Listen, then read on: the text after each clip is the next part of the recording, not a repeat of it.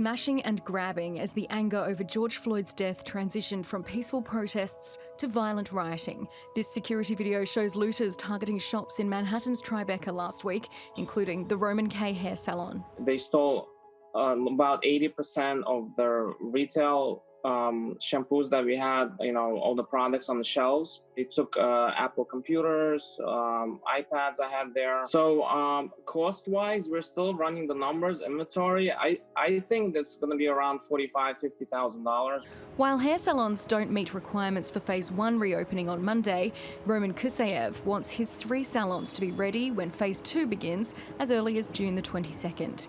His insurance will cover some, if not all of the damage, but he has no time to wait. So I'm going to have to replace a lot of the items. Basically, we have to put the money up front, and it's been hard because we've been shut down for 4 months. We have no income coming in. So we have to get into more debt in order to start business. From family-run businesses up in the Bronx to major retailers in Midtown and high-end stores here in downtown Soho, the looters roamed the length of New York City and didn't discriminate. They damaged hundreds, if not thousands of properties, and the final cleanup bill is expected to run into the tens of millions of dollars.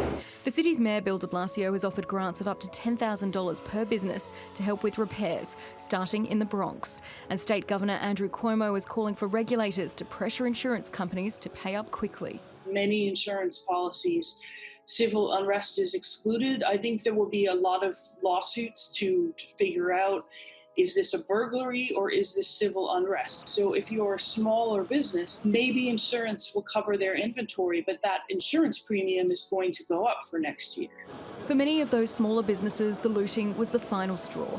For larger retail chains, it could push them to close some of their bricks and mortar stores. That's bad news for the more than 350,000 people employed in the retail sector in New York City pre-pandemic, and for annual retail sales in New York State, which normally exceed $250 billion a year. If you were thinking, well, yeah, I'll take a chance and see how it's going to go, this is just going to tell you, you know what, I can't deal with the burden of bringing back my inventory, taking the plywood off, and then having all of this unrest happen again and set me back a few more months. So the conservative thing to do right now is just wait and see, which is not good for New York's collective economy.